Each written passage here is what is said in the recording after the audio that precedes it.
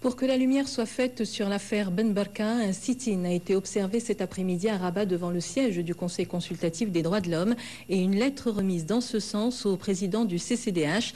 La manifestation a été organisée à l'appel du bureau politique de l'USFP. Plusieurs militants du parti y ont pris part, ainsi que des organisations des droits de l'homme et des syndicats. L'occasion également de condamner les propos tenus par Hamid Chabat, maire de Fès et membre du bureau exécutif du parti de l'Istiqlal, à l'encontre de Mehdi Ben Barka, grand leader socialiste. Reportage Lahadi Moutaoukil sur un commentaire de Bonsef Sarri. Les militants de l'USFP dénoncent les propos de Hamid Chabat à l'encontre de l'un des symboles du parti socialiste, Mehdi Ben Barka. Le turbulent maire de Fès et membre du comité exécutif de l'Istiqlal avait jeté un pavé dans la mare en accusant Ben Barka d'être l'instigateur d'assassinat avant sa mystérieuse disparition en 1965. Les membres du bureau politique de l'USFP ont exprimé leur colère devant le siège du CCDH. Nous considérons que notre pays s'est réconcilié avec son passé grâce notamment à la volonté de Sa Majesté le Roi et à ses différentes initiatives. Cette réconciliation avec l'histoire va se renforcer lorsque la lumière sera jetée sur la vérité de l'enlèvement et de l'assassinat du martyr Mehdi Ben Barka.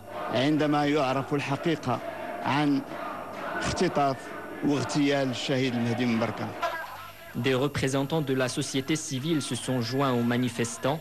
Tous dénoncent ce qu'ils qualifient de dénigrement et d'allégation.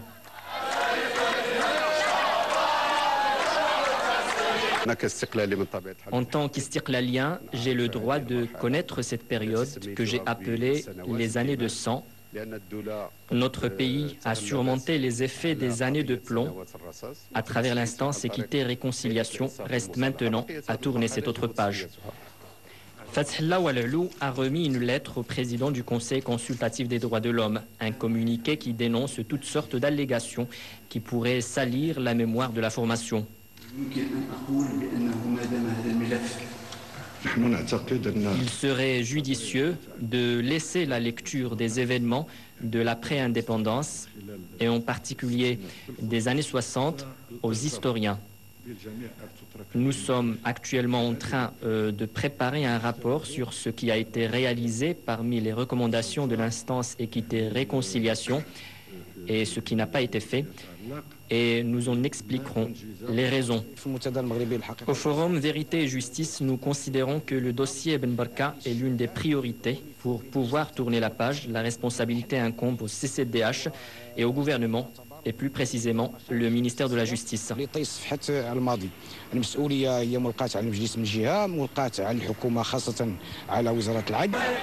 Le parti de la Rose est décidé à défendre son image et son identité. Quant à Chabat, il s'accroche à sa liberté d'expression.